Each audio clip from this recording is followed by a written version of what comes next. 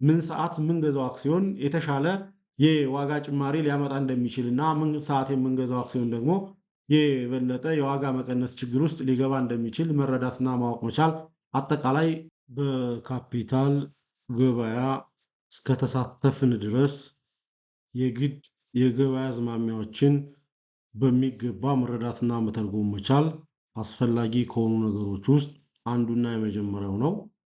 የተወደዳችሁና የተከበራችሁ የብርሃን ፋይናንስ ቤተሰቦች በያላችሁበት ሰላማችሁ ብዝት ይበል እያልኩኝ በዛሬ ቪዲዮአችን የምናየው በሰነደ መዋዕለ ንዋይ ገበያ ስንሳተፍ የተቋማትን አክሲዮኖች ለመግዛትና ለመሸጥ ቴክኒካሊ ማየትና መረዳት ካሉብን ነገሮች መካከል አንዱና የመጀመሪያው የገበያ አዝማሚያውን ለመረዳት ፕራይስ ላይን ቻርቶችን ማየት፣ ካንድሎችን ማየትና ገበያው ላይ የእነማን ጉልበት ጠንከር እንዳለ ምን አይነት ሁኔታ ሊፈጠር እንደሚችል አዝማሚያውን መረዳት መቻል የግድ አስፈላጊና ጠቃሚ ጉዳይ ነው።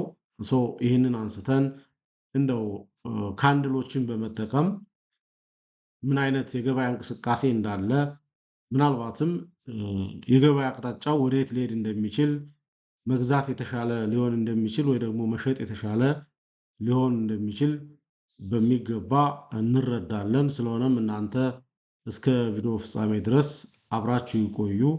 ለቻናሉ አዲስ ከሆናችሁ ቻናሉን ሳብስክራይብ በማድረግ የቻናሉ ቤተሰብ እንድትሆኑ አክብሮት ግብዣዬ ነው። በቀጥታ ወደ ዋናው ጉዳይ እናልፋለን።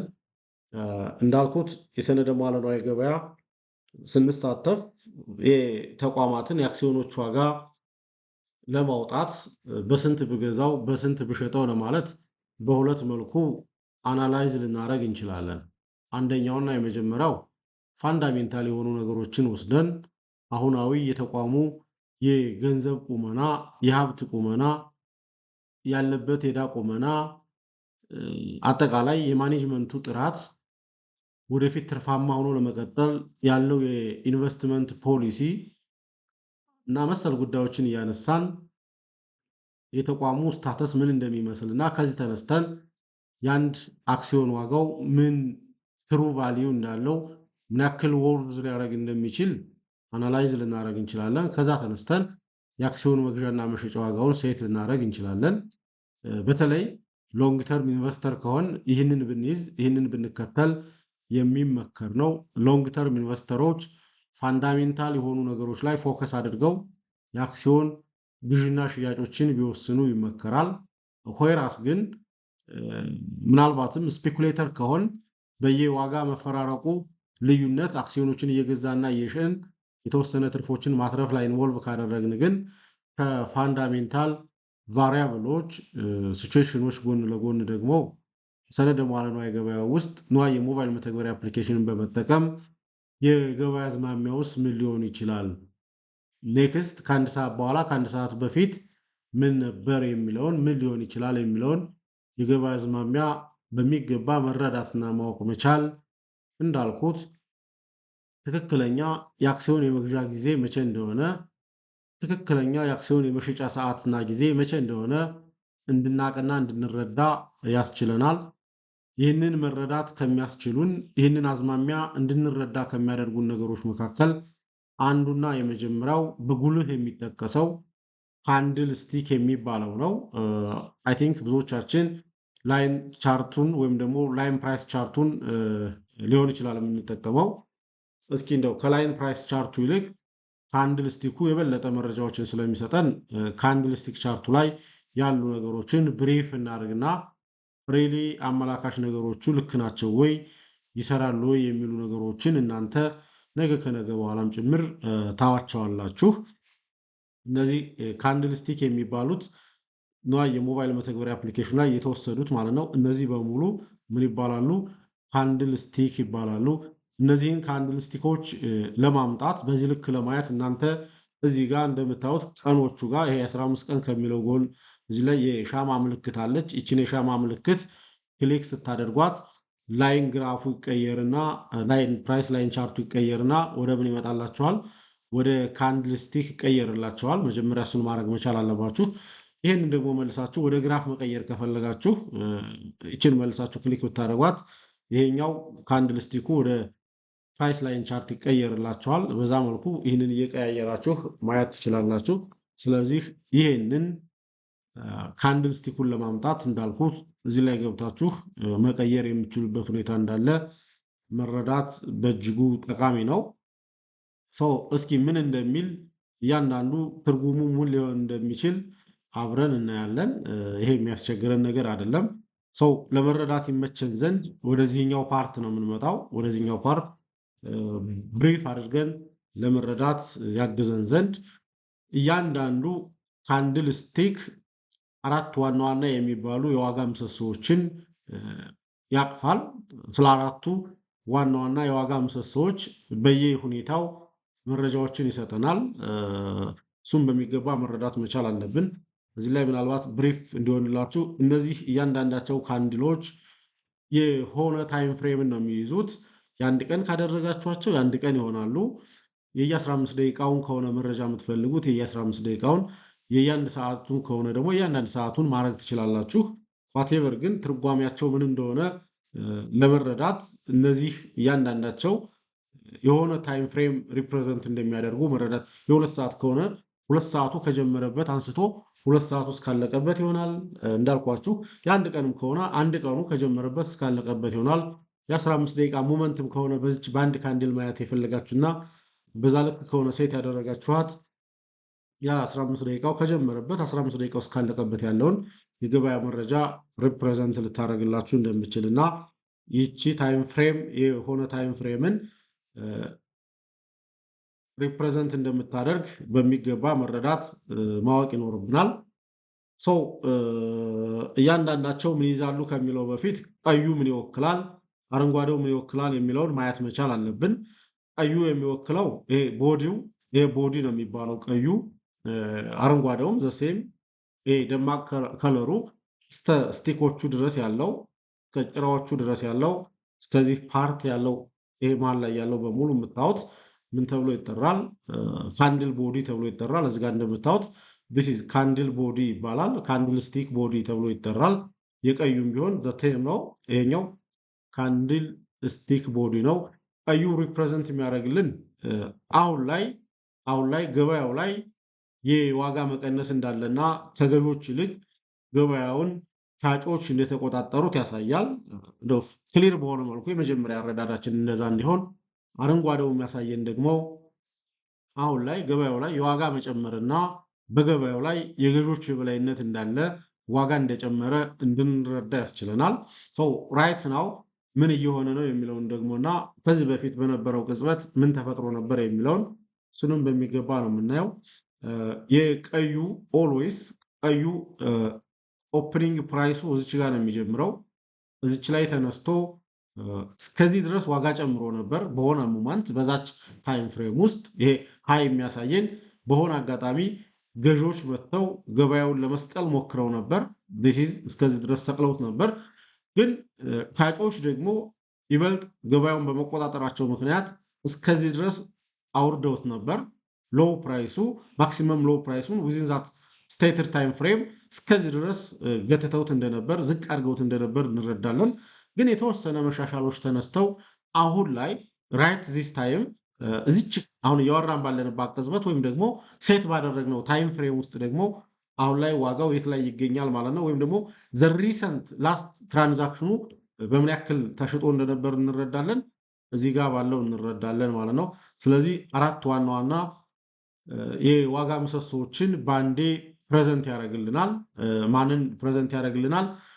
በዚህ ታይም ፍሬም ዋጋው በስንት ብር ተጀምሮ እንደነበር፣ እዛ ታይም ፍሬም ውስጥ በምን ያክል ከፍተኛ ዋጋ እንደተሸጠ፣ በዛ ታይም ፍሬም ውስጥ እስከ ስንት በዝቅተኛ እንደተሸጠና አሁን ላይ በምን ያክል እንደተሸጠ ወይም ደግሞ ምን ያክል ዋጋ ላይ እንዳለ ክሎዝ እየሆነ እንዳለ ያሳየናል። በጥቅሉ ግን ይሄ እንድንረዳ የሚያስችለን ምንድነው? የዋጋ የመቀነስ ሂደት ውስጥ ገበያው ላይ ከገዦች ይልቅ ሻጮች ገበያውን የተቆጣጠሩት እንደሆነና ዋጋን የበለጠ እየቀነሱ ያለበት ሁኔታ እንዳለ እንድንረዳ ያስችለናል።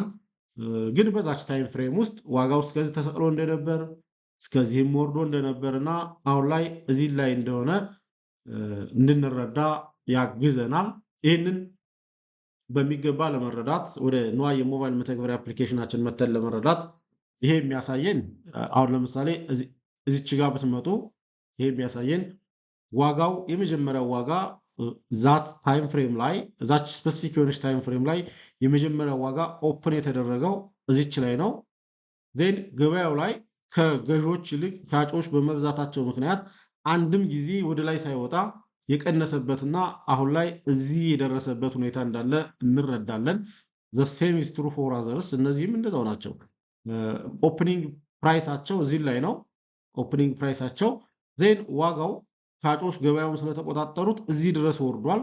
ስለዚህ ኦፕኒንግ ፕራይሱ ይሄ ነው። ኦፕኒንግ ፕራይሱ ክሎዚንግ ፕራይሱ ደግሞ ይሄ ነው። ሃይ እና ሎው ደግሞ የቱ ይሆናል ማለት ነው? ዘሴም ራሱ ይሆናል ማለት ነው። ሃዩ ማለት ኦፕኒንጉ ይሆናል፣ ሎው ደግሞ አሁን ያለበት ይሆናል ማለት ነው። ነገር ግን እነዚህ ጭራ ያሉበትን ስናይ ደግሞ ምን ማለት ነው? ይሄ በዚች ሙመንት ለምሳሌ ይችን ብናይ በዚች ሙመንት ዋጋው ኦፕን ተደርጎ የነበረው እዚች ላይ ነው። ኦፕን ተደርጎ የነበረው እዚች ላይ ነው።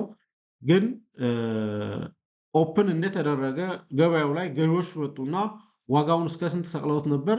እስከዚህ ድረስ ሰቅለውት እንደነበርና እስከዚህ ድረስ የሰቀሉ ገዢዎችን ሻጮች በበለጠ ሁኔታ መጡና በማስመጡና ዋጋው እንዲቀንስና እስከ ስንት እንዲደርስ አድርገውታል ማለት ነው። እስከዚህ ድረስ እንዲደርስ አድርገውታል ማለት ነው። ስለዚህ ኦፕኒንግ ፕራይሱ ይሄ ነው። ሃይ ፕራይሱ ይሄ ነው። ሎው ፕራይሱ ይሄ ይሆናል። ክሎዚንግ ፕራይሱም ይሄ ይሆናል ማለት ነው። ይህንን በሚገባ ማየት መቻል አለባችሁ። አንዳንዴ ደግሞ ክሎዚንግ ፕራይሱ ምናልባትም ከሎው ፕራይሱ ከፍ ሊል የሚችልበት ሁኔታ እንዳለም እንረዳለን። ቻርቶቹ አሁን ለምሳሌ እዚች ጋር ብትመጡ እዚችኛዋ ከአንድ ላይ ብንመጣ ለምሳሌ ኦፕን የተደረገ እዚች ነው። ሻጮች በማነሳቸውና ገዢዎች በመብዛታቸው ምክንያት ዋጋው እስከዚህ ድረስ ተሰቅሎ ነበር። ዜን ዋጋው እንደተሰቀለላቸው ሻጮች የበለጠ መጡና እስከየት ድረስ ቀነሱት ማለት ነው። ዋጋውን እስከዚህ ድረስ አወረዱት። አሁንም ስቲል የገዢዎች ግፊት በመኖሩ ምንም እንኳን እስከዚህ ድረስ ቢቀንስ እስከዚህ ድረስ ከፍ እንዲል ሆኗል። የተወሰነ የዋጋ መሻሻሎች በመቀነስ ሂደትም የዋጋ መሻሻሎች እንዳሉ እንረዳለን። ስለዚህ ኦፕኒንጓ እዚህ ላይ ያለችው ትሆናለች። ሃይ እዚህ ላይ ያለው ይሆናል። ሎው የሚባለው እዚህ ላይ ያለው ይሆነና ክሎዚንጓ ግን ሳሟት ምን ትላለች? እዚህ ትንሽ ከፍ ብላለች ማለት ነው። የዋጋ መሻሻሎች እንዳሉ እንድንረዳ ያስችልናል። እንዳልኳችሁ እነዚህን ካንድሎች እናንተ በምትፈልጉት ታይም ፍሬም ሴት ማድረግ ትችላላችሁ።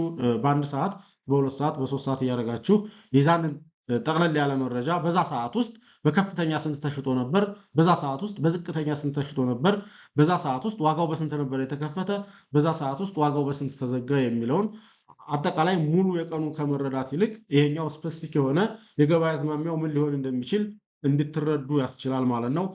እያንዳንዱ ትርጉም ምንድነው? በምን ሰዓት እንገዛለን፣ በምን ሰዓት እንሸጣለን የሚለውን በሚገባ መረዳት እና ማወቅ መቻል የግድ ጠቃሚ ጉዳይ እንደሆነ ማወቅ መቻል አለብን። የስቲኮቹን እና የካንድሉን ሁኔታ መረዳት ማወቅ መቻል አለብን። እሱን በሚገባ መረዳት አለብን። ለምሳሌ በቀይ ሆኖ እንደዚህ ቢሆንና ምናልባት የተወሰነ ቦዲ ቢኖረው ቦዲው እስከዚህ ድረስ ብቻ የመጣ ቢሆን ብለን ብናስብ ጭራው ወይም ደግሞ ይሄ ሻዶ የምንለው እጅግ ረዥም ቢሆን ይሄ ሊያሳየን የሚችለው ነገር ምንድን ነው?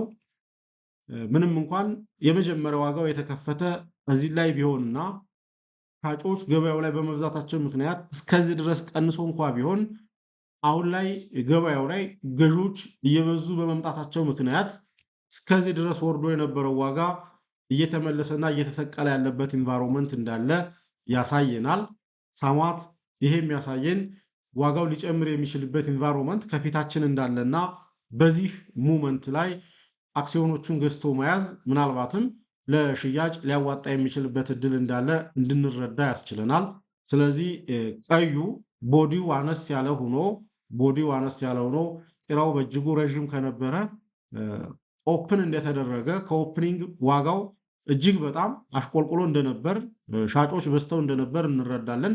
ነገር ግን ገበያው ላይ ገዢዎች በመብዛታቸው ምክንያት አሁን ላይ ዋጋው እየተስተካከለ ዋጋው እየጨመረ እየመጣ ያለበት ሁኔታ አለ የሚልና ገዢዎች ገበያውን እየተቆጣጠሩት ያለበት ሙመንት እንዳለ እንድንረዳ ያስችለናል። ይህንን በሚገባ ማወቅና መረዳት በእጅጉ ጠቃሚ ነው።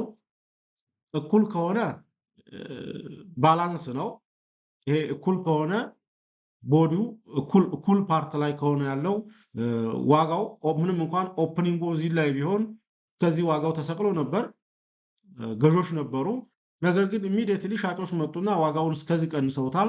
ሶ አሁን ኦን አቨሬጅ መሀል ላይ ነው ያለው ማለት ገዥም ሻጭም ኦልሞስት ኢንቮልቭመንቱ እኩል ነው ማለት ነው። ሶ ወደየት ሊያመራ እንደሚችል ወደየት ሊያደላ እንደሚችል መረዳት የተወሰነ ያስቸግራል። ሰው በእንዲህ አይነት ሁኔታ ዌይት ማድረግ ደግሞ ሊመከር የሚችልበት እድል እንዳለ መረዳት ነው። በአረንጓዴም ብትሄዱ ዘሴም ነው። በአረንጓዴውን ብነድ ፎር ኢንስታንስ ነው ግልጽ ለማድረግ ያክል በአረንጓዴ ስነድ ደግሞ የተገላበጠ ነው። እሱን በደንብ ማወቅ መቻል አለብን።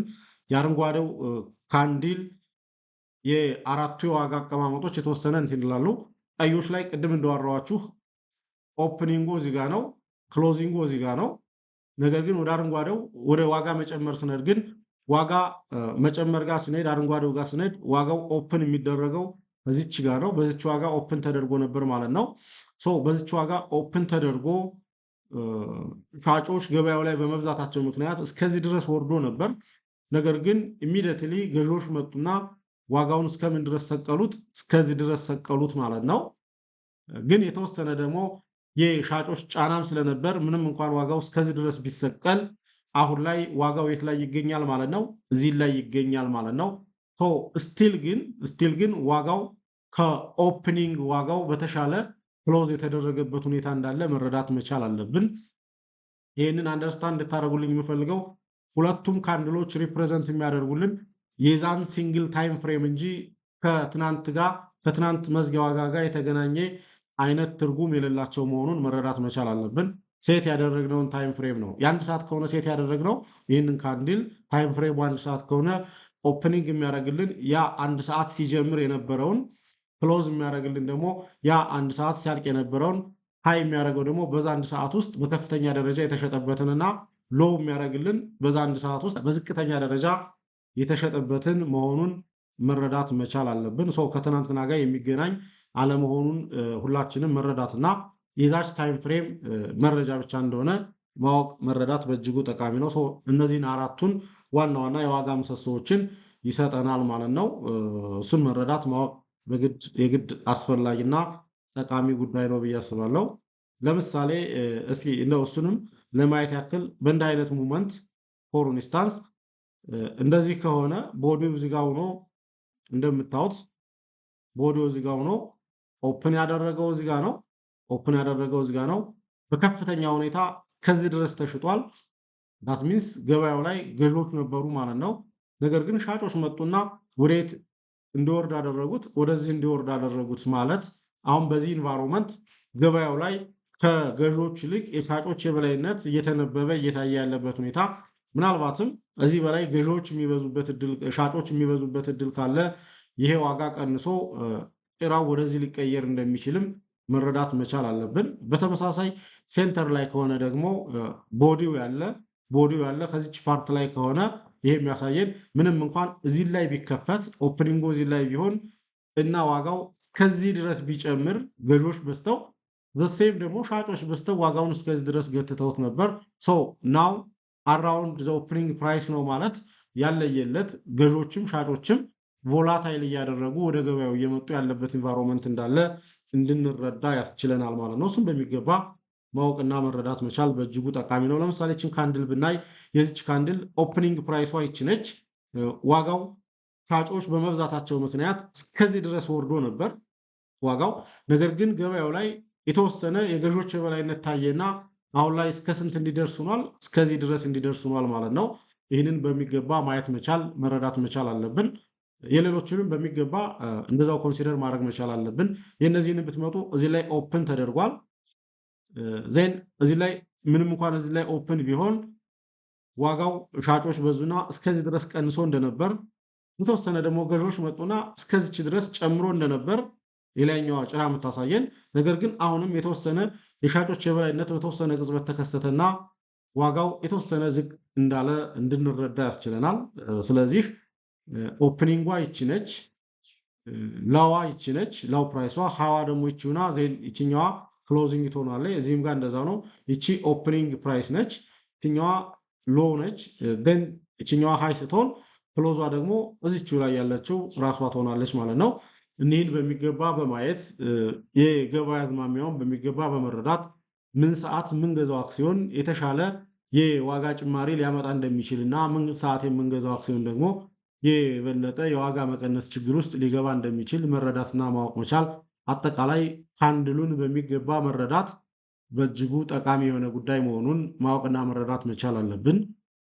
ግራፉን ካደረግነው ግን ኦልሬዲ ዋጋው እየጨመረ ነው እየቀነሰ ነው እንድንል እንጂ መክፈቻ ፕራይሱ ምን ያህል ነበር፣ በዛ ታይም ፍሬም ውስጥ ከፍተኛ ፕራይሱ ምን ያህል ነበር፣ ምናልባትም ዝቅተኛ ፕራይሱ ምን ያህል እንደነበርና ክሎዚንግ ፕራይሱ ምን ያህል እንደነበር መረጃዎችን የምናገኝበት እድል የለም።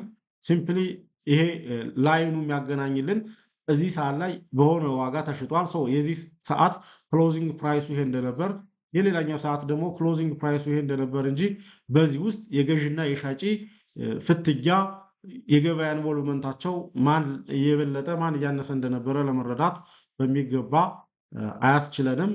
ከፕራይስ ላይን ቻርት ይልቅ ሃንድሎችን በሚገባ ማንበብ መረዳት መቻል ጥሩ የሚባል የአክሲዮን ግዥና ሽያጭ ውሳኔዎችን ለመወሰን አይነተኛ መፍትሄ መሆኑን በመረዳት ሁላችንም ቴክኒካሊ በእንደዚህ መልኩ የገበያ አዝማሚያውን ማወቅና መረዳት ጥሩ የሚባል የገበያ ተሳትፎ እንዲኖረን ከሚያስችሉን ነገሮች መካከል አንዱና የመጀመሪያው እንደመሆኑ መጠን በተቻለ አቅም እንደነዚህ ያሉ የገበያ አዝማሚያ አመላካች ነገሮችን ማወቅ መረዳት ጠቃሚ መሆኑን ለመጠቆም እወዳለሁ። ምናልባትም ቪዲዮ አስተማሪ ሆኖ ካገኛችሁት ላይክ እንድታደርጉትና ሼር እንድታደርጉት እንዲሁም ደግሞ ለቻናሉ አዲስ ከሆናችሁ ቻናሉን ሳብስክራይብ በማድረግ የቻናሉ ቤተሰብ እንድትሆኑ በአክብሮት ጋብዛለሁ። አመሰግናለሁ።